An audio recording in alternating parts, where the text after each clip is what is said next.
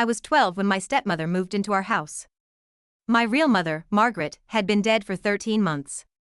Brain cancer. Fast. Merciless.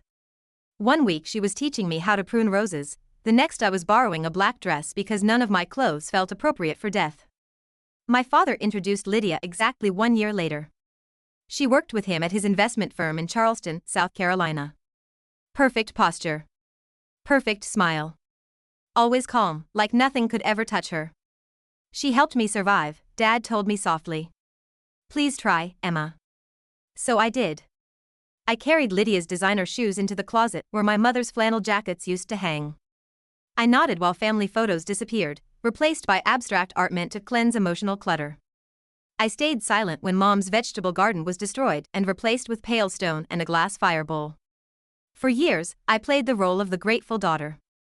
I wore dresses Lydia chose. I smiled at charity dinners. I accepted praise from her friends for being so mature for my age. I swallowed grief until it lived quietly behind my ribs. Dad never noticed. He was busy. Busy being admired. Busy being successful. Busy pretending nothing had been taken from me. At night, I slept with my mother's old cardigan pressed to my face until it stopped smelling like her. Lydia wasn't cruel, not openly. She bought expensive gifts. Hosted elaborate holidays. Opened a college fund and made sure everyone knew she'd done it. But when I got my first period, I learned what to do from the internet. When I woke up screaming from nightmares, our dog stayed with me. She didn't. The moment everything changed came my sophomore year. I'd landed the lead role in the school play, the first thing that made me feel alive again. Opening night conflicted with Lydia's charity gala. You'll skip the play, she said casually. The Aldens are bringing their son. He's at Yale. Networking matters. Dad hesitated. Then Lydia touched his arm. It's just a school play, he said. There will be others. That night, I opened the carved wooden box my mother left me. Inside, her wedding ring. A lock of my hair. And a journal I had never dared to read.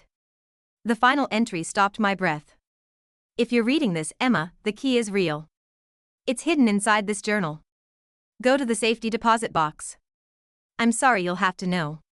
The bank was in Savannah, Georgia. The manager knew my last name. Your mother prepared everything, he said quietly. Inside the box were documents, a USB drive, and a letter. My mother had known. She discovered the affair between my father and Lydia months before her diagnosis. Private investigator reports. Hotel invoices. Messages that made my hands shake. She's taking Emma out of town. Come over. I wish we didn't have to hide. Sometimes I wish she'd just disappear. That last message was from my father. Then came the finances.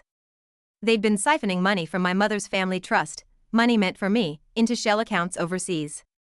And finally, medical records. Toxicology results. Elevated heavy metals. Specialists questioning the speed of her illness. She couldn't prove it. But she prepared for it. She moved assets. Changed her will. Created a hidden trust in my name. Everything would legally become mine at 18. I didn't confront them. I perfected myself. For 2 years, I smiled. Studied finance. Learned legal language. Recorded conversations. Tracked transactions. Built an archive behind a false bookshelf panel in my bedroom. At 16, I called the trustees my mother had chosen long ago. They were ready. When Lydia suggested adopting me before college, I agreed sweetly. Mother's Day came 2 weeks later. The garden was full of guests. Cameras. Champagne. The adoption announcement was planned as the finale. That morning, I gave Lydia her gift. A leather-bound book titled A Daughter's Thanks. She opened it. Her smile vanished page by page. Affair evidence. Financial crimes. Medical reports. Signed filings already submitted. By the final page, listing meetings with federal investigators, her hands were shaking. This is insane, she whispered. Tomorrow morning, I said, you and my father will decide how to avoid prison. The party continued. That night, she tried to run. The next morning, my father signed everything. Today, the company is mine. My mother's legacy is safe. And every Mother's Day, I send Lydia the same thing. A photo of my mom in her garden. With a note. Thinking of you today. She never responds.